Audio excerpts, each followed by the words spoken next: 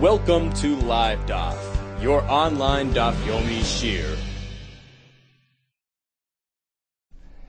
Shalom Aleichem, welcome back to today's Daf Yomi, which is SUKKAH Daf Dalet. We begin on Daf Gimel Amud Beis, 2 lines from the bottom of the Amud. Says the Gemara, Hoy Sugavoya Me'esrim Amma. Suppose his sukkah was above 20 Amma, in which case it's possible. Ubalamata, and he'd like to be mamait that goiva, to bring it down a bit. Actually, to lift the floor closer up to the SUKKAH, to bring it within 20 Amma. How's he going to do it? Bikarim, uksasos, by adding some pillows, mattresses, or perhaps blankets, linenware, placing them on the floor below. And by doing so, he'd like to lift the floor level a bit, bring it closer to the SUKKAH within 20. Does that work? Lo yhavemiyit. It's ineffective. Why? Explains Rashi, 2 lines from the bottom. Hoy sagavoy me'esrim. Piskei Shmuel is saying, the Gemara now will present a long list of short halachos relating to Sukkah. Shel kol bnei hayeshiva, which were presented by the bnei hayeshiva shahayu b'medrashay shel Rav Ashi shel Sidra Gemara, presented by the bnei yeshiva of Rav Ashi when they compiled the Gemara. And this is the first on that list. He has a sukkah higher than 20. Ubalamat lemait goiva chalala michaf. He like to lessen the gap inside, bring it down to within 20. And he places these items on the floor below to lift the floor a bit, bring it closer to the SUKKAH. Why? Because realistically, he's not going to leave these things on the floor throughout the 7 days of Yom Tov. Because of monetary loss, it's not customary to use pillows, blankets instead of flooring material. So although it's there now, it's going to be taken tomorrow, and therefore it cannot be considered as part and parcel of the sukkah structure. In which case we still treat the sukkah as a sukkah which is l'mala michaf, and it's possible. Continues the Gemara on the Daf Dalet. And even if, say, he decided, I'm going to be mavatal these items on that floor for the entire 7-day period of sukkahs. I want it to become part of the sukkah. I want to leave it there throughout Yom Tov. It doesn't work. Mishum de batla da'atoy etzel kol adam, because this fellow's mindset becomes nullified, becomes negated by the accepted practice, which is we don't use these types of household items in lieu of building material. And therefore, halachically, this fellow's bittul doesn't take effect. It's not effective, and we cannot consider it as part of the floor, in which case the gap between floor and SUKKAH is still greater than 20. Now, what if he actually used material which can theoretically be applied as building material? Teven, use straw, which at times is used for building material, although it can be used for animal feed or for fuel. So this is a step down. Teven ubitle. And he specifically said, I'm being mevatlet. I'm considering it part of the floor, at least for the entire 7-day period of Yom Tov. Havimiyut. Then it's effective, because it's considered part of the floor. In which case the floor has been lifted closer to the SUKKAH, and the sukkah is no longer higher than 20.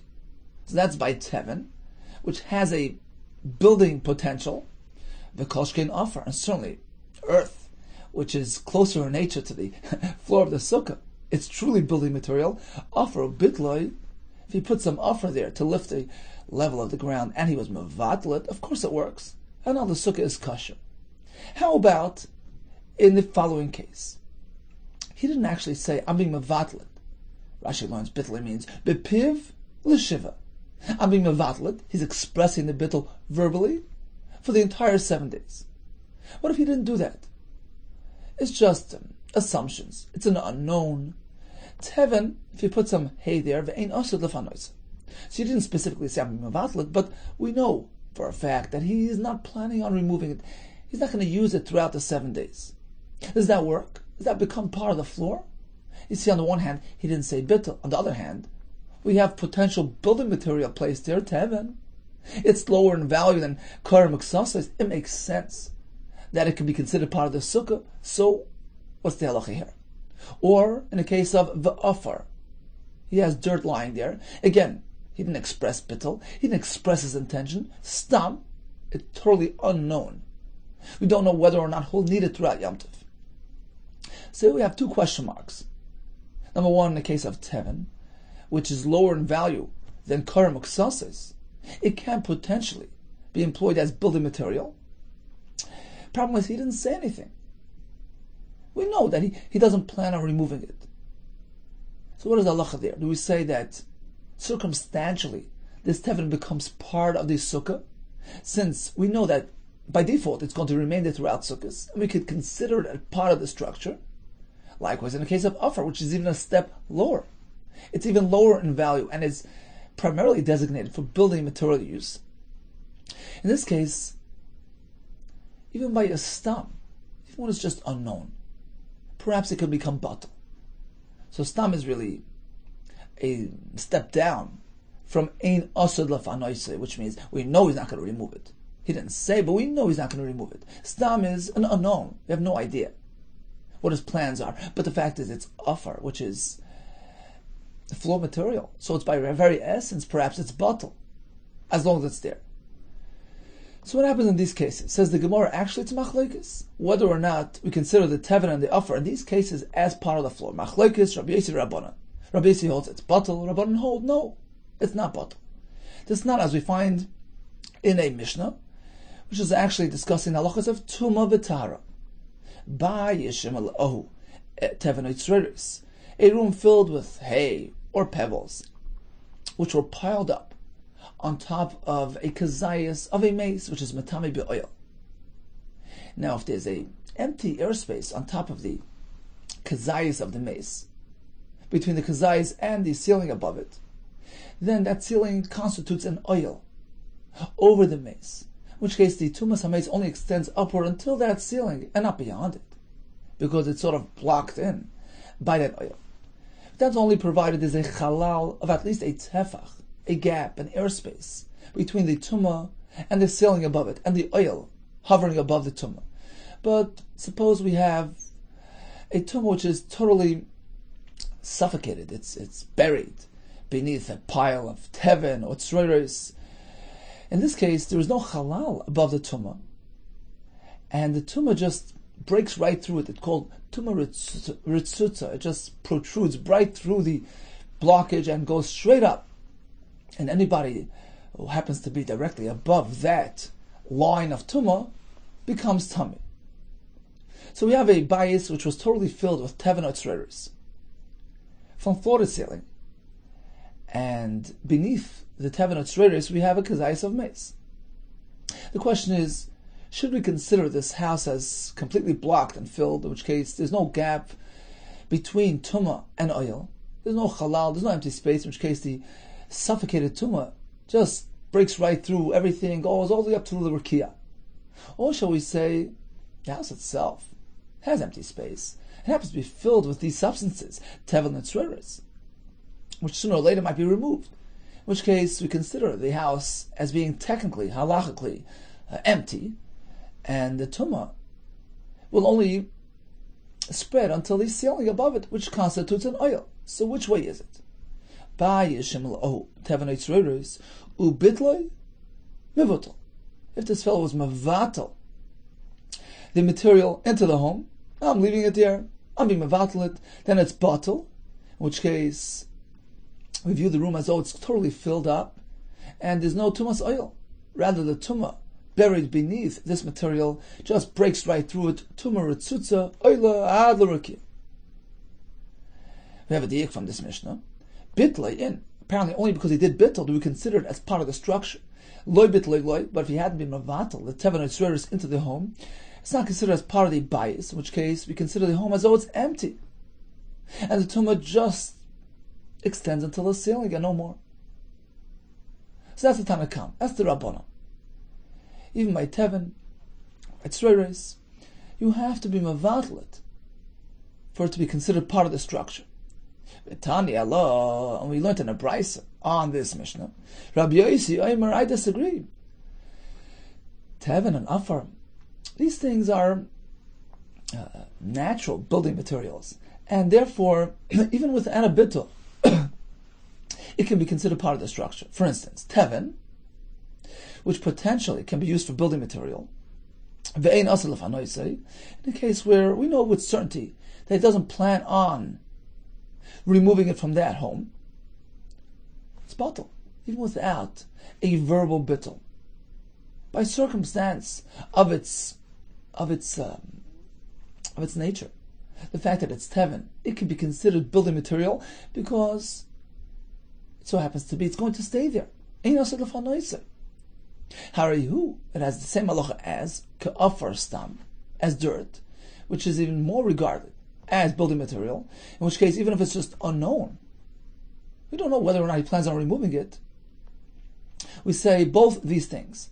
Teven, where we know that he's not going to remove it, and afar, even if it's merely an unknown, but since it's afar, we say ubatal. These things are batal. In which case, the tumah is like he buried tumah and just breaks right through as matam anything in a straight line from itself to the rikia.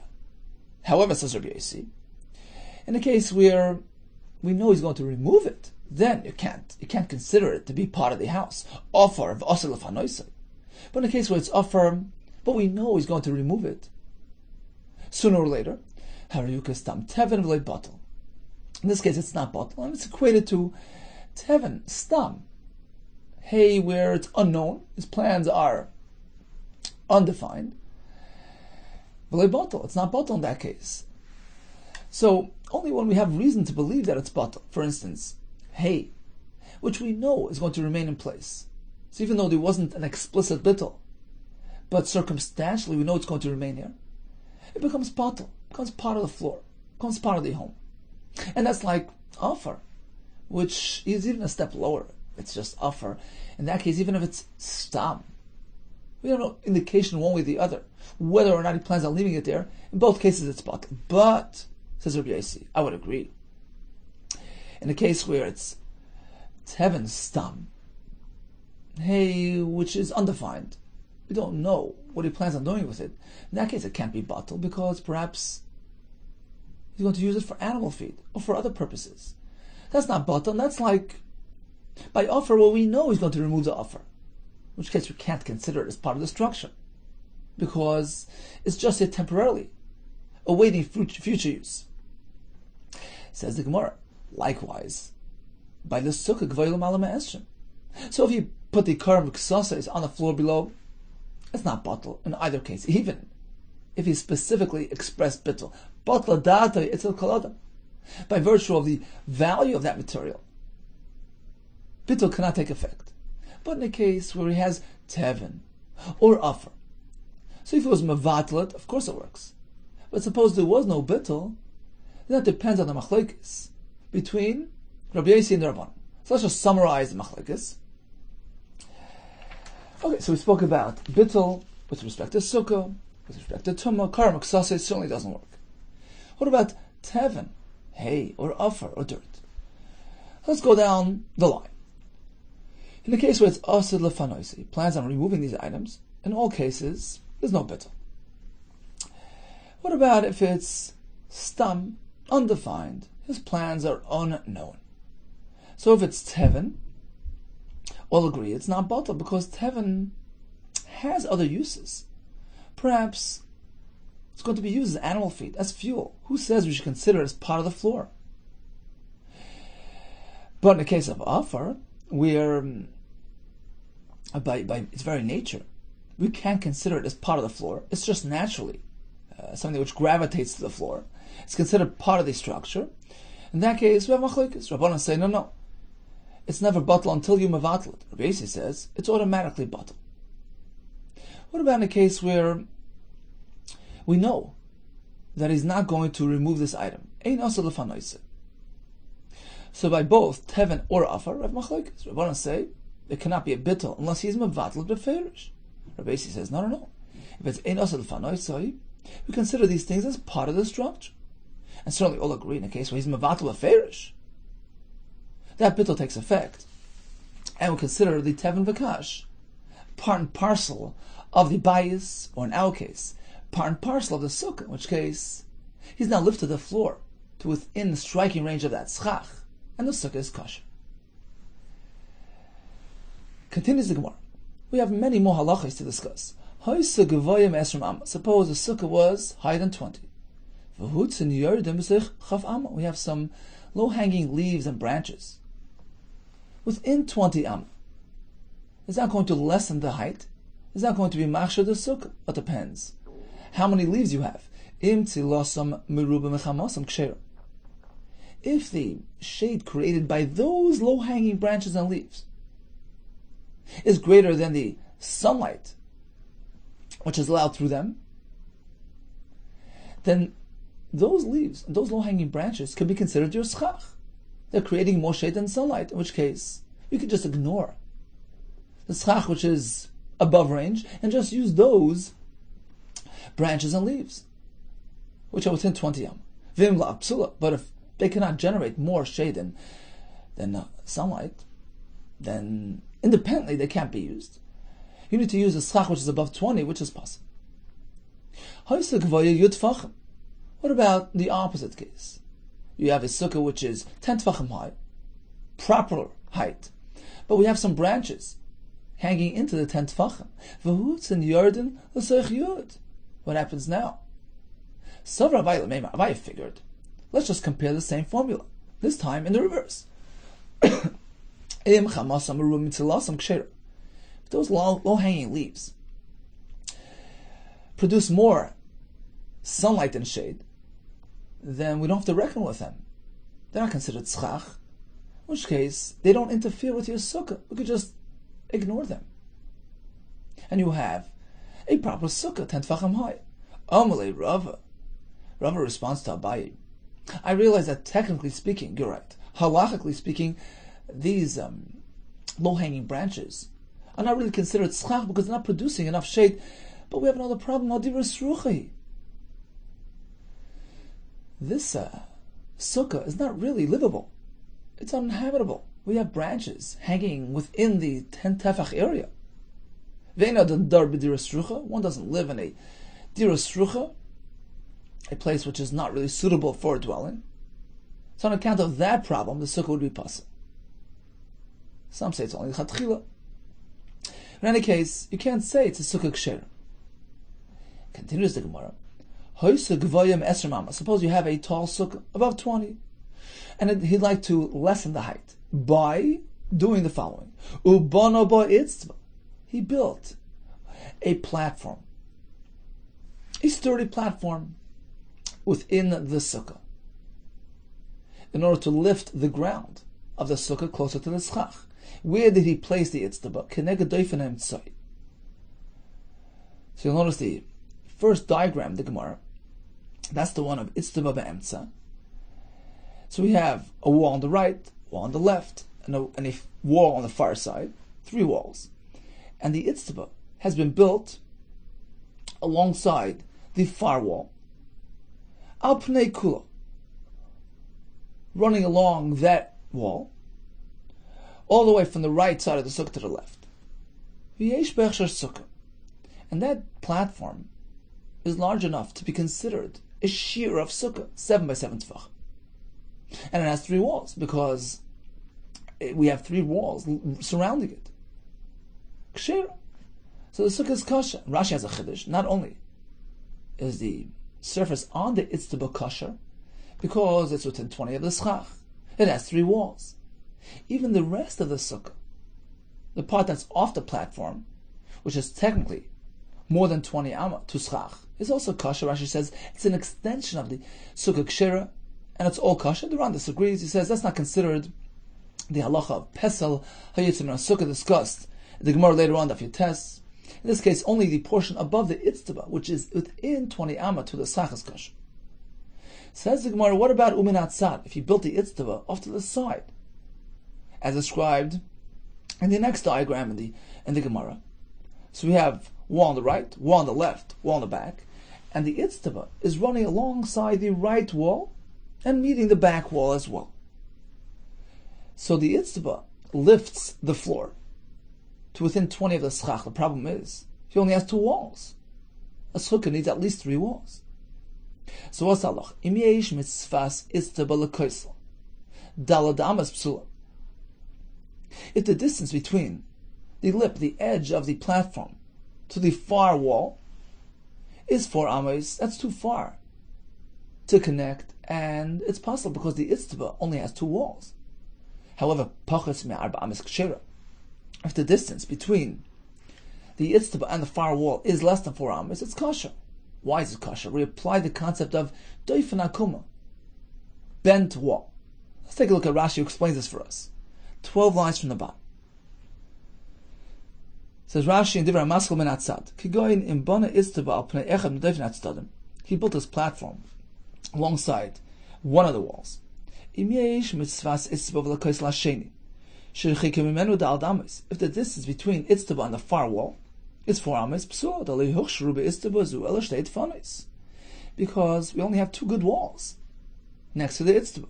Oy so shesamach min atzad, one alongside its right, ve'emtzoi shirosha itztaba magiya light, and the one on the center. 2 walls is not enough. However, pachas medal damas kshera. Suppose the distance between itztaba and the wall to the left is less than 4 amos, then it's fine. Sha'afu huchshal yada, because the far wall has not become kosher by way of the itztaba, because it connects to the platform. We bring it closer to the platform. The kaimel hanochel meshim Sinai. We learn from halochel meshim Sinai. The machsherin and SUKKAH they akimas doifen. We employ the following method. We bend the wall. We virtually bend halochel meshim Sinai. We bend the far wall over to the itztaba. Al the akimas doifen ad arba amos chaser mashu. So the halacha is, if it's within 4 amos, we're allowed to do that. We can bend that wall and bring it over to the itztaba. V'royin, how does this work? Says Rashi, we virtually visualize as follows. V'royin SUKKAH elyon ha'mechuber l'doifen ha'rochik ki'ilu hu min ha'doifen atzmi. We treat the SUKKAH, which is next to that far wall, so we have a wall on the right, a wall on the back, and a wall on the left. The itztaba is running along the right and center wall. The gap between itztaba and the wall to the left is less than 4 amos. We take that wall and we view it as though it bends along with the SUKKAH. So that SUKKAH is considered as a continuous entity with that wall. It bends over till it gets to the itztaba. Now the itztaba has 3 walls.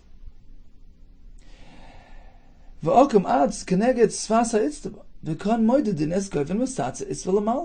So once the doifen akuma arrives at the itztaba, it's within 20 amma. Now the itztaba and the SUKKAH is within 20 amma, and the itztaba is surrounded by all the walls, and it's kosher. Now, although the wall ends up at the itztaba, but it extends outward, and it ends up all the way at the far end of the sukkah, where it's going to be more than 20 amma from the SUKKAH, no problem.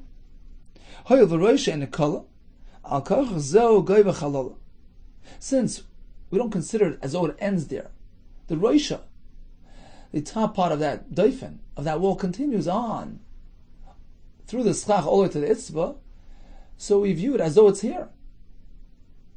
In which case, this is the height we have to reckon with, and here it's within 20. And since the itztaba lessened the height from floor to ceiling, the doifen as well is now serving an area which is less than 20.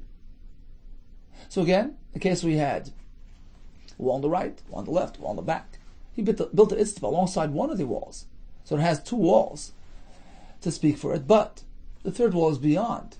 It's within 4 amos. Then we can go ahead and bend it over. Doifen akuma. We view the wall and the SUKKAH above it as one continuous entity. It bends and bends until it gets to the itztaba. And it can be applied to the itztaba right here. And since the itztaba is within 20 to the SUKKAH, the itztaba is kosher. Continues the Gemara. Maika mashman. So what are you teaching me here? Do we apply the concept of a crooked wall? Tanina, we learned that in the Mishnah. you had a ceiling which developed a hole, a collapsed ceiling. V'sichach al gabav, he placed some SUKKAH onto that hole. Can one use that as a sukkah? We have SUKKAH, we have walls. So it depends how close the SUKKAH is to the walls. If distance between SUKKAH and walls is 4 amos or more, that's too far to connect psula.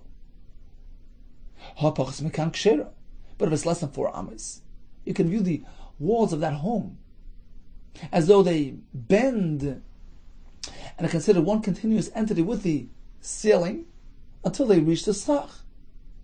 So now the SUKKAH has walls. That's Deifin Akuma. It's already taught in the Mishnah. So what's the Chiddush here in the Gemara? Perhaps I would think, over there it works because the house walls, they're suitable to be used as a wall of the sukkah because they're lower than 20. So halachically, there's nothing wrong with them. The problem is they're too far from that SUKKAH. So Deifin Akuma brings them closer. As opposed to our sukkah, which is higher than 20, in which case the walls are not kosher for sukkah use. Perhaps you can't bend them, apply them, and bring them over to be machshir the itztaba. You're dealing with a wall which is currently unsuitable for sukkah use. So perhaps it doesn't work. Kamash Malon. Yeah, the Chiddush is it works, even in this case. Since by bending it, you've created an area surrounded by walls which are less than 20, because the itztaba area is less than 20. So since you apply the walls to the itztaba, now the walls are considered less than 20 with respect to the itztaba area. That's why it works. Next halacha. Sukkah was above 20. He built a platform smack in the middle, not near any wall. Can we connect the walls to the itztaba? If from the lip of the itztaba there is a distance to the walls on all sides, a distance which is 4 amos or greater, psula, because you can't connect those walls to the itztaba. If it's less than 4 amos, it's kosher. We apply Deifin Akuma on all sides. We bend those walls, bringing over to the itztaba, in which case the itztaba is surrounded by 4 walls. My Kamashwan, what are you teaching me here once again? Tabrim Deifin Akuma, we apply the concept of Deifin Akuma, Ainoach. Isn't this case an exact replica of the previous one? What's the Chiddush? There is a Chiddush. Perhaps I would think, Deifin Akuma Meroch Achas Amrina. You can apply the concept of Deifin Akuma in one direction. So you have something to work with. You have a properly constructed sukkah missing one wall, okay. Bend that wall, bring him over. But perhaps you can't do it in all directions. Because Deifin Akuma means I'm bending the wall to the sukkah. There's nothing to start off with. There's nothing to work with. You have a platform in the middle of nowhere. Who says you can create a sukkah by applying Deifin Akuma on all 4 sides? Kamash Blan the Chiddush, you can. Suppose we have a very short sukkah, less than 10 tfachim high. He'd like to fix up that sukkah. How? By digging out a pit within his sukkah. He made some sort of dugout within the sukkah to complete the 10 tefach height. So suppose you have mechitzas which are 8 tfachim high. This fellow digs out 2 tfachim from the floor below to complete 10 tfachim. The problem is the pit is not necessarily near the walls. So can the walls connect to the pit? It depends how close they are. If the distance between the chakak, the pit, and the wall is 3 tfachim or more, it's possible. It's too far removed, it doesn't connect. But if it's less than 3 tfachim, it's fine. It says Rashi up on top. We have a halacha called lavud. Anything between 3 is considered one and connected. We treat it ki'ilu hachakak lavud. The Kessler will consider it as though the pit continues on and is considered one continuous entity with the wall alongside it. The word lavud, says Rashi, sniff, an extension This is a universal concept of love, which means an extension, a continuous entity. If the gap is less than 3, if the hole in the wall is less than 3, etc., etc., it's considered like non-existent. We consider the wall as though it continues right over that hole. In this case, the pit connects with the wall like next to it because it's viewed as one continuous entity, and the chakak now is surrounded by walls. Rashi points out that the chakak itself has to be large enough to accommodate Roshei Ruve V'Shulchanai, which means 7 by 7 tfachim, and only then can we say that it will connect to the walls alongside it. And now the chakak is surrounded by a full mechitza of 10 tfachim. Says, well, I don't understand. Here you're telling me love it is the criteria. Earlier you told me you could connect the wall to the istaba, for instance, if it's within 4 amis via the Dofen Akuma method. Says the Ramashna, why this discrepancy? Some over there by Dofen Akuma you say the amris pachas marba amis. If it's less than 4 amis, it's close enough to connect. Umayishna hacha the amris pachas mishlashet tfachim. Whereas over here, you're insisting on less than 3 tfachim. Why not 4 amis? It's a big difference, says the Gemara. Some in the first case, the Isay L'Dofen, where the wall is in existence. We have walls. Problem is they're too large, they're too tall. But we have a wall to work with. So then we could say, Pachetz Marba Amis Saga. If it's within 4 amis, that's okay, because you can just bend that wall over to the Itztva to give it the wall. As opposed to Hacha, in our case where the wall is below 10 tfachim. It's not considered a wall. A wall, a mechitza, in Kol HaTorah Kula needs to be at least 10 tfachim high, as we're going to see by Hashem in tomorrow's daf. These walls surrounding the chakak are merely 8 tfachim high. They're not considered, not reckoned with. You have nothing to work with to begin with. You're trying to create a wall from a 9 wall. Pachas mishleishes tfachim in iloila. So if it's within 3 tfachim to the chakak, in which case you can view the wall and the chakak as one continuous entity, in which case you've created a mechitza of 10 tfachim, you're okay, iloi. But if it's too far apart, if it's beyond 3 tfachim, and it's not considered as one continuous, uninterrupted entity, loi, then it doesn't work. So in reality, we really have 3 levels of dofen, because there's a kasha here. The Gemara earlier referred to the tall wall as a deficient wall. Right, we contrasted the tall sukkah to the bayis shenefchas. And we said, well, a tall sukkah is worse than a bayis, which has properly sized walls. Just too far from the schach, and have to be brought closer. Whereas the sukkah l'malam esrim is lechazi l'doifen. The walls are not really suitable for doifen because they're too tall. So there we considered it a non-wall. And here the Gemara is saying, no. Walls which are too tall are considered doifen. And therefore we allow it to be bent over if it's within 4 ams. Whereas the walls which are too short are considered non-entities. You have to create something from nothing. So if you can connect it to the chakak, it's within 3 tfachim. Love it, that works. Otherwise not. So what are those tall walls? Are they walls or not? Here we say they're not. And on a base we consider them to be walls. The answer is at different levels. To a certain degree, a wall which is above 20 is not really suitable halachically for the sukkah. It's too tall. That's what the Gemara meant in Amar Aleph.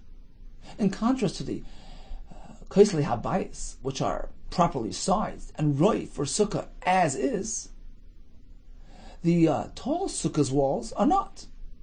So they're a step down from the bayis. And perhaps you can't say Dofen Akuma. The chiddush is you can. Come on the base, went down a step lower. We're speaking about walls which are less than 10 tfachim. It's not that they're oversized, they're undersized. They're nothing. They're a non-entity. So you're trying to make a non-wall into a wall. You can only do it through Lovit, by really connecting it to the pit, and now you can consider it as a 10 tefach wall. In contrast to the oversized walls, which are considered doifen, they have 10 tefachim, they're more than 10 tefachim. So you have what to work with. And therefore, in contrast to the short wall, they are considered something. They are reckoned with. In which case, you can employ the concept of doifen akuma, as long as they're within 4 ames of the Yachshar Sukkah, just bend them over, bring them over, and connect them to the Sukkah. Says the Gemara, what about in the following case? You have a Sukkah taller than 20. Ubana ba amud. Shu gavoya asar tefachim. This fellow inserted a post, a solid post, into the Sukkah, 10 tefachim high. V'yesh bo Yachshar Sukkah. Where on the surface, the top surface of that amud, you have a sheer sukkah, 7 by 7 tefachim. Now, the top surface of this amud is close enough to the SUKKAH. It's within 20, and it has the shiurim, 7 by 7. So Rabbi figured it's kosher. Good asik mechitzas. You can employ the concept of good asik. Good means slice away.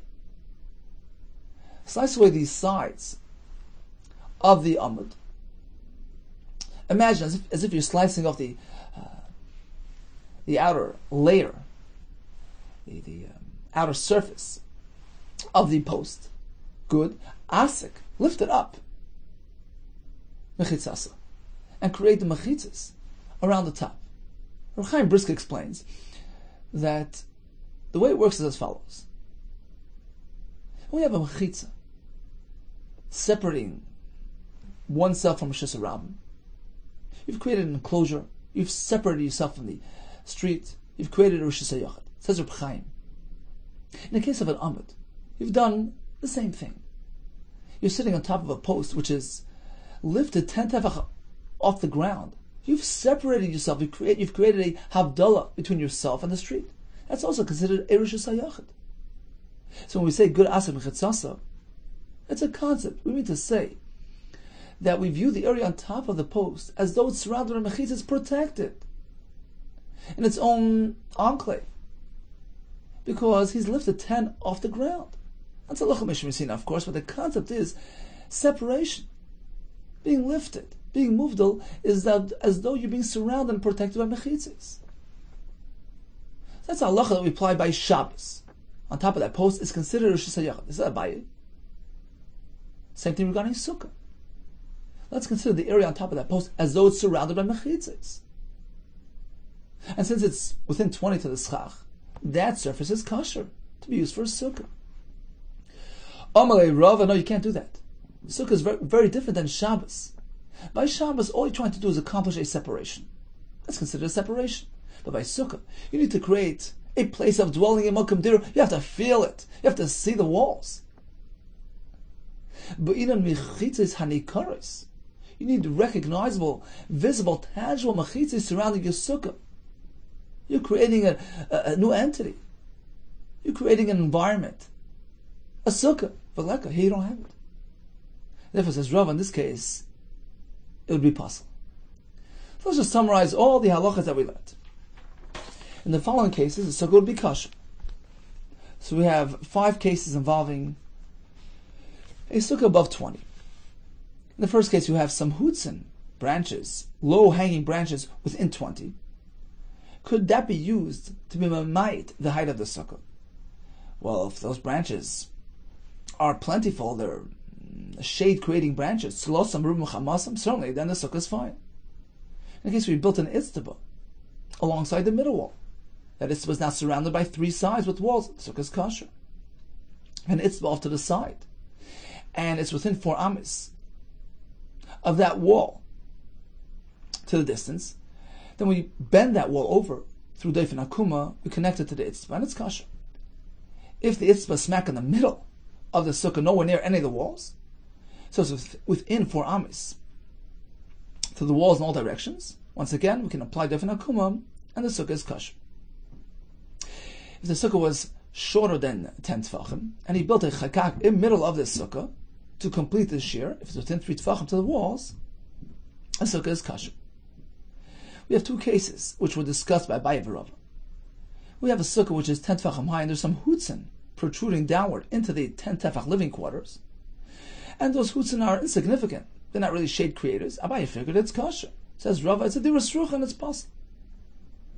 In the most recent case we discussed, a sukkah which was above 20, and there was an amud right in the middle, amud which is 10 tefachim high, and there's a sheer sukkah above that amud, 7 by 7. Abaye figured that top surface is considered as though surrounded by mechitzas, and it's kosher. Rava says, no.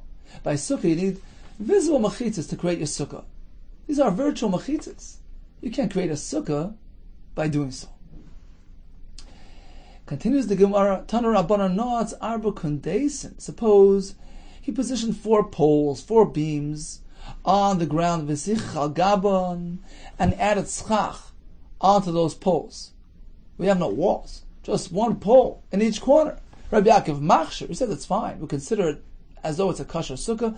I say it's no good. Now, where was the sukkah positioned? We have a discussion between Tomarai. Amar Funa, Machlekes Asfas Agag. This discussion only pertains to a sukkah, which was at the edge of the rooftop. Was there a derech to build their sukkahs up on the roof? So if the sukkah is positioned at the edge of the roof, here, Rabbi Yaakov says it's kosher. Why? Because he applies the concept of good asik mechitzasa. The Rabbi Yaakov savar, amrinan good asik mechitzasa. We slice away, we lift up the mechitza of the home right beneath that sukkah. We view the home wall as though it continues, extends upward alongside the sukkah, and the sukkah surrounded by mechitzas. We can't apply that concept here. Why? Because, as we said earlier, virtual mechitzas don't suffice for sukkah. But if you position that sukkah right in the middle of the rooftop, nowhere near the edge, so you can't really utilize the mechitzas habayis. You have a flat surface, 4 poles, and SUKKAH, all agree it's puzzle. Poles don't create a mechitzah. Let's go over to Rashi, off to the left. Machlekes Asfas Agag. The mechitzas habayis tachtea, keneged ben a kundesin, and therefore it works. So you have a rooftop, you have the kundesin right at the edge of the rooftop, in which case the mechitza beneath it, mechitzas habayis, is viewed as though it extends upward, and it gives you the mechitza for the sukkah as well. Says Rashi, what do you mean? We just said, Rabbi just told us, sukkah needs tangible mechitzas. Here says Rashi, at least according to Rabbi Yaakov, it's kosher because we don't need tangible mechitzas. Why? Why not? Explains Tosfos. Here it's different than the case of the amud, where it was just a solid block without real mechitzas. No tangible mechitzas there to use. Here, since the sukkah is at the edge of the rooftop, and the mechitzas of the bayis are visible inside the home, so technically they're functioning mechitzas. They're recognizable mechitzas. Here, says Rabbi Yaakov, it's better than the previous case. Here we can treat them as mechitzas nikaris. So we take those mechitzas which are functioning, which are visible in the home, we extend them upward. We view the rooftop as though it's an extension of the home, so to speak. It's an extended service area of the home. And now the sukkah on the rooftop is surrounded by mechitzas nikaris, and it's kosher. So we had a machlekes in the case of Dalet Kundesin with SUKKAH on top of it. Rabbi Yaakov says kosher, Chum say puzzle. We have machlekes Tanoim. How to interpret this machlekes? Rav Huna maintains that the poles themselves don't provide anything. They're just undersized poles. They're not mechitzas. The only way it's kosher is because it's Asfas Agag, and we're going to utilize the mechitzas habayis. I view them as though they extend upward and surround the sukkah. Rabbi Yaakov says you can do that. Chacham say no. Even here, they're not really tangible enough. The fact is they're downstairs, not upstairs, and they cannot be applied to the sukkah. Continues the Gemara of Nachman Amar. He says the machlekes applies as follows: Be'em sagag machlekes. The discussion between Rabbi Yaakov and the Chacham is referring to a case where the sukkah is right in the middle of the rooftop. You can't apply the mechitzas habayis. So why is it kosher? Rabbi Yaakov holds those poles are enough to provide mechitzas for your sukkah. Rashi explains, since each one of those posts can be viewed as though it's a corner post going in either direction, like an L-shaped post. So since the sukkah is surrounded by 4 of these L-shaped posts, that's called Shem Arba Mechitzas. It's viewed as a full enclosure. We find this concept in Erevin. So although they're just minimal mechitzas, just 4 corners, but since each one is going in both directions, like an L, so we consider the entire area as if it's surrounded by mechitzos, and the space between the poles like a doorway, like an entranceway, and Rabbi Yaakov says it's kosher. Chacham say you can't apply this type of mechitzah to sukkah. So that's where the machlokes applies. In the case where you have no mechitzas habayis to work with, or you have all the 4 poles, Rabbi Yaakov says it's enough. Chacham say it's not enough. Now, Iboilu, the Gemara is shaila regarding Rav Nachman, the Emtza Gag machlokes. This question applies in the middle of the roof. The question is, can we not use those poles?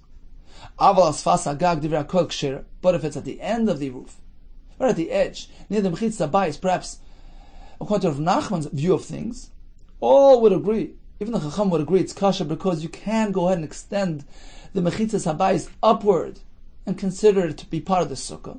Is that the pshat? Or perhaps bein bezu or bein bezu machlokes. The machlokes applies in the case where it's in the middle of the roof. Can we use those poles as mechitzas? And likewise, the machlokes applies at the edge of the roof. Can we use the mechitzas habayis? Teiku, we leave it unresolved. It's not clear what Rav Nachman meant. So once again, according to Rav Huna, the discussion revolves around mechitzas habayis. The sukkah is at the edge of the roof. Rabbi Yaakov says you can bring the mechitzas habayis upward. Chacham say you can't. But if it's anywhere else, be'emtza agag, on the ground below, all agree it's possible. Poles are useless. Rav Nachman maintains poles are the machlokes.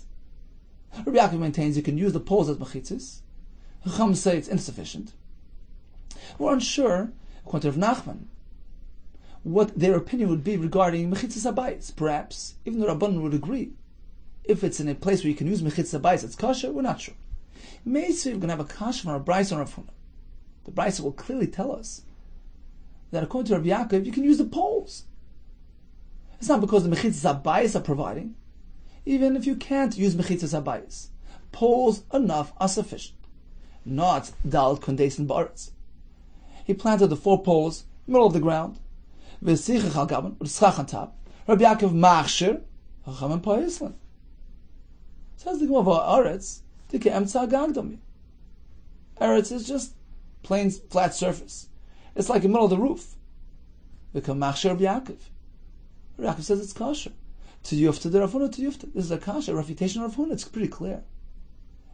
And the reason why Rabbi Yaakov is machshir is because poles are sufficient.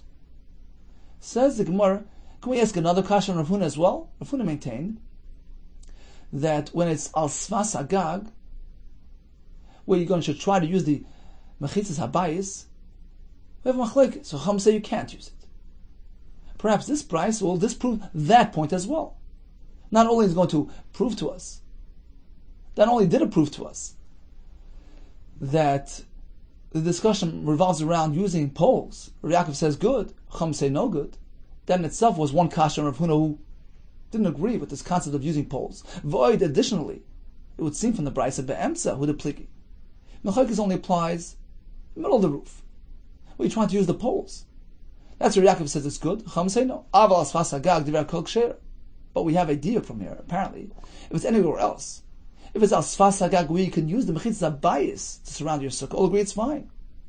That's another kasha of Huna, who maintained that according to Chacham it's not fine.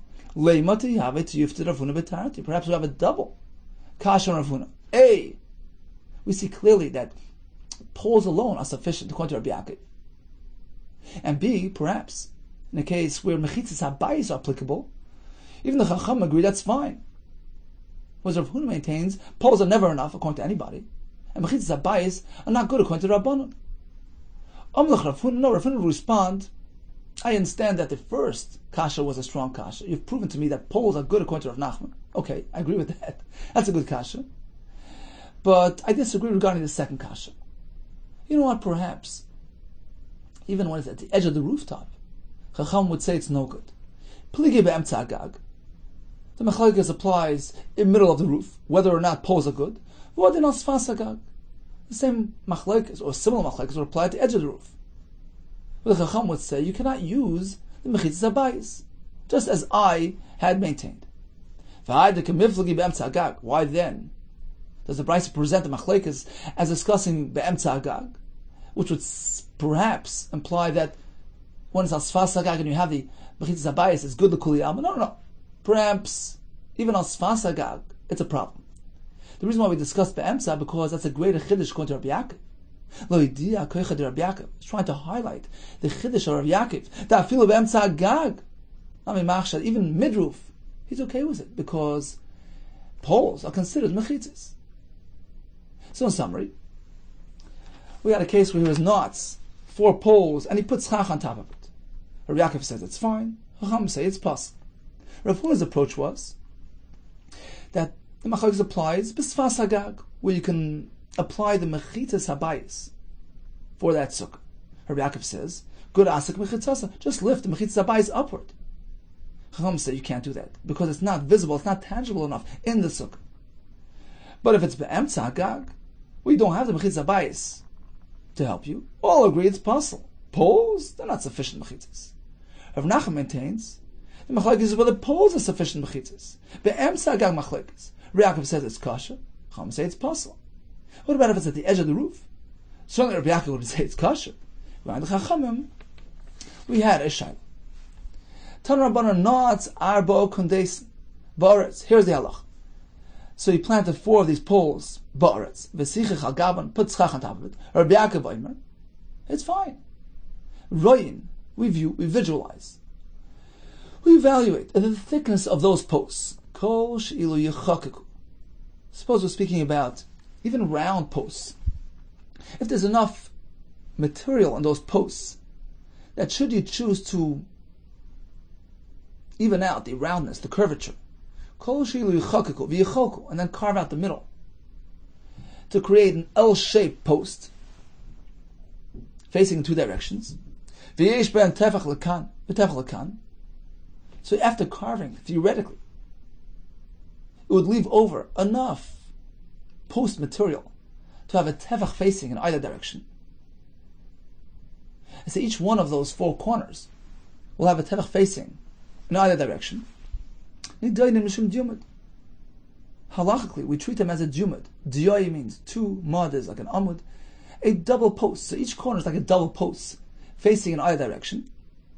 And therefore the area within it is considered surrounded and protected by mechitzas. But if there isn't enough wood material in those posts to theoretically carve out this L-shaped 2-directional post, it can't be treated as such. The diyumdim of a sukkah are sufficient if they're a tefach facing in either direction, in which case the area within it is considered to be enclosed. Rashi calls it, the Gemara in Eruvin calls it Shem Arba Mechitzas. You have a resemblance of 4 mechitzas, because in either one of those 4 corners you have an L-shaped post. That's never enough. A sukkah has to have proper mechitzas. Only times it works is if you have 2 full-fledged mechitzas. 1 mechitza here, 1 mechitza here, and the third one could even be a tefach in size. We learn this from Malach Meshmer Sinai. The third one doesn't have to be fully sized. Even a tefach is enough. But just posts, just corners, that's never enough for a sukkah. Okay, time for a quick chazorah of today's daf. We discussed many halachas regarding a tall sukkah, a short sukkah. First we started with a tall sukkah. If he's going to put karam miksasis to lessen the height, it doesn't work. But if he's going to use teven or offer, if he's mavadl it there, certainly it works. Otherwise, we have a machlekes. We had a sukkah which was higher than 20 amma, with some hutzin coming down, and they create much shade. That's kosher. If he built an itztava alongside the middle wall, that's kosher. Itztava on the side, which is within 4 amas to the far wall, that's fine. Definakuma. Itztava smack in the middle, within 4 amas in all directions, that's fine as well. If it's less than 10 tfachim, and he did a chakak in the middle of the sukkah, which is within 3 tfachim of the wall, that's fine. According to Rava, you have a sukkah, which is merely 10 tfachim, and you have some hutzin coming down, it's a diras shrucha, and it's unsuitable for a sukkah. Likewise, says Rava, if you have a sukkah too tall and you have an amud in the middle, you can't view the area on top of the amud as though it's surrounded by mechitzes. Although halachically, when it comes to Shabbos, we consider it surrounded by sukkah. You need more than that. You need a makam dira. So Rava is like following his shita. You need to create a makam dira, a proper place of residence for sukkah. In the case where he is not daled kanesim ba'aretz and topped it off with some schach, Rabbi Yaakov says kasher. Chacham say no. A sukkah needs to be surrounded by full-fledged mechitzes. Shtayim kil chasan or shlishis afilu tefach. Haslach rabim kol tov to you.